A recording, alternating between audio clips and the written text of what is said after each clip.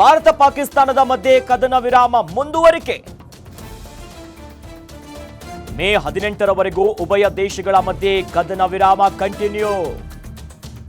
ಪಾಕಿಸ್ತಾನ ಮಂತ್ರಿಯಿಂದಲೇ ಪಾಕ್ ಸಂಸತ್ತಿನಲ್ಲಿ ಈ ಬಗ್ಗೆ ಮಾಹಿತಿಯನ್ನ ನೀಡಲಾಗಿದೆ.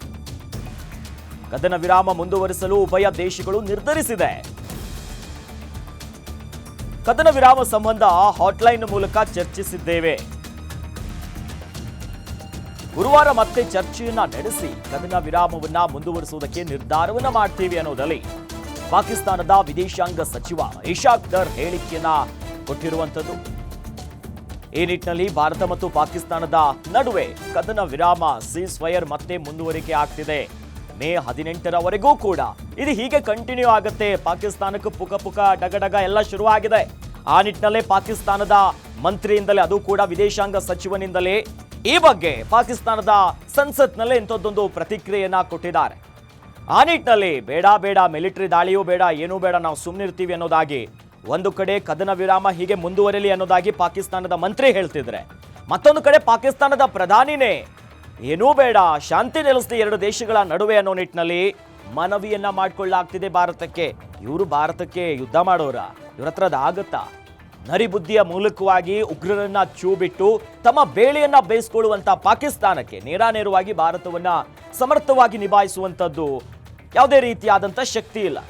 ಈ ಮೂಲಕವಾಗಿ ಮತ್ತೆ ಭಾರತದ ಮುಂದೆ ಮಂಡಿಯೂರ್ತಾ ಇದೆ ಪಾಕಿಸ್ತಾನ.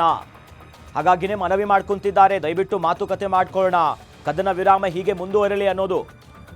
ಈ ನಿಟ್ಟಿನಲ್ಲೇ ಈಗಾಗಲೇ ಕದನ ವಿರಾಮ ಸಂಬಂಧಪಟ್ಟಂತೆ ಹಾಟ್ಲೈನ್ ಮೂಲಕ ಚರ್ಚೆ ಮಾಡಿದ್ದೀವಿ ಅಂದ್ರೆ ಒಂದು ಸೆಕ್ಯೂರ್ಡ್ ಲೈನ್ ಮೂಲಕವಾಗಿ ಏನು ಮಾತ್ರ ಆಗುತ್ತೆ DGMOಗಳ ನಡುವೆ ಅನ್ನೋದು ಅದನ್ನ ಡಿಕೋಡ್ ಮಾಡೋದಕ್ಕಾಗಲ್ಲ. ಒಂದು ಸೆಕ್ಯೂರ್ಡ್ ಲೈನ್ ಅಲ್ಲಿ ಮಾತುಕತೆಯನ್ನ ಮಾಡ್ಕೊಂಡಿದೆ ಉಭಯ ದೇಶಗಳು. ಇದಕ್ಕೆ ಫಸ್ಟ್ ಬಂದಿದೆ ಪಾಕಿಸ್ತಾನ, ಅಯ್ಯೋ ಏನು ಬೇಡ, ನಿಲ್ಲಿಸ್ಬಿಡೋಣ ಇಲ್ಲಿಗೆ, ನಾವು ಕೂಡ ಸುಮ್ಮನೆ ಆಗ್ತೀವಿ ಅನ್ನೋ ನಿಟ್ಟಿನಲ್ಲೇ ಪಾಕಿಸ್ತಾನ ಮೊದಲಿಗೆ ಬಂದಿತ್ತು. ಆ ನಿಟ್ಟಿನಲ್ಲೇ ಭಾರತವು ಕೂಡ ಇದಕ್ಕೆ ಒಪ್ಪಿಗೆಯನ್ನ ಕೊಟ್ಟಿರುವಂಥದ್ದು.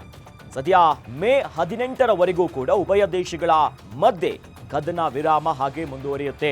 ತದನಂತರ ಮತ್ತೆ ಚರ್ಚೆಯನ್ನ ಮಾಡಿ ಮುಂದಿನ ದಿನದಲ್ಲಿ ಯಾವ ರೀತಿಯಾಗಿ ಹೋಗ್ಬೇಕು ಅನ್ನೋದು. ಬಟ್ ಒಂದು, ಯಾವುದೇ ಕಾರಣಕ್ಕೂ ಕೂಡ ರಾಜತಾಂತ್ರಿಕವಾಗಿ ಭಾರತ ಏನೇನು ಆಘಾತ ಕೊಟ್ಟಿದೆಯಲ್ಲ ಪಾಕಿಸ್ತಾನಕ್ಕೆ, ಇದು ಯಾವುದ್ರಲ್ಲಿ ಯಾವುದೇ ರೀತಿಯಾದಂಥ ಬದಲಾವಣೆ ಇಲ್ಲ.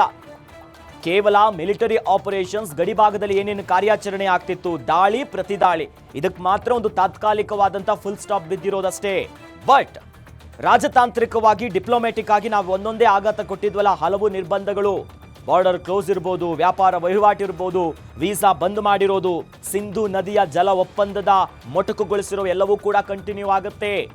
ಹೀಗಾಗಿ ಭಾರತದ ಒಂದೊಂದು ಅಟ್ಯಾಕಿಗೂ, ಅದರ ಕೌಂಟರ್ ಅಟ್ಯಾಕಿಗೂ ಪಾಕಿಸ್ತಾನ ಅಕ್ಷರಶಃ ನಲಗಿ ಹೋಗಿ ಕಂಗಾಲಾಗ್ಬಿಟ್ಟಿದೆ ಪಾಕಿಸ್ತಾನ. ಈ ನಿಟ್ಟಿನಲ್ಲೇ ಕದನ ವಿರಾಮವನ್ನ ಮುಂದುವರಿಸೋಣ ಅನ್ನೋದಾಗಿ ಪಾಕಿಸ್ತಾನದ ಮಂತ್ರಿ ಒಂದ್ ಕಡೆ ಹೇಳ್ತಿದ್ರೆ, ಅಲ್ಲಿನ ಪ್ರಧಾನಮಂತ್ರಿನೇ ಶಹಬಾಜ್ ಶರೀಫ್ ಅವರು ಮನವಿ ಮಾಡ್ಕೊಂತಿದ್ದಾರೆ, ಬೇಡ ಏನೂ ಬೇಡ, ಮಾತಾಡೋಣ, ಉಭಯ ದೇಶಗಳು ಬಗೆಹರಿಸ್ಕೊಳ್ಳೋಣ ಮಾತುಕತೆ ಮೂಲಕವಾಗಿ, ಶಾಂತಿ ನೆಲೆಸಲಿ ಎರಡು ದೇಶದ ನಡುವೆ. ಶಾಂತಿ ಅಂದ್ರೆ ಏನಂತನೇ ಗೊತ್ತಿಲ್ಲದಿರುವಂತ ಪಾಕಿಸ್ತಾನ ಶಾಂತಿ ಮಂತ್ರವನ್ನ ಪಠಿಸ್ತಾ ಇದೆ ಅಂದ್ರೆ ಅಕ್ಷರಶಃ ಈಗಾಗಲೇ ಕಂಗಾಲಾಗಿರುವಂತ ದೇಶಕ್ಕೆ ಇನ್ನೊಂದು ಸ್ವಲ್ಪ ಭಾರತ ಎಲ್ಲಾದ್ರೂ ಅಗ್ರೆಸಿವ್ ಆದ್ರೆ ತಮ್ಮ ಕತೆ ಜಗತ್ತಿನ ಭೂಪಟದಿಂದ ಪಾಕಿಸ್ತಾನ ಎಲ್ಲಿ ಹೋಯಿತು ಅಂತ ಹುಡುಕಬೇಕಾದಂತ ಪರಿಸ್ಥಿತಿ ಇರೋದು ಕಾರಣಕ್ಕೋಸ್ಕರನೇ ಈಗ ಮನವಿಯನ್ನ ಮಾಡಿಕೊಳ್ಳಲಾಗ್ತಿದೆ ಪಾಕಿಸ್ತಾನದಿಂದ. ಇದೇ ವಿಚಾರವಾಗಿನೇ ಕದನ ವಿರಾಮವನ್ನ ಮುಂದುವರಿಸಬೇಕು ಅನ್ನುವ ತೀರ್ಮಾನವನ್ನ ಕೈಗೊಂಡಿದ್ದಾರೆ.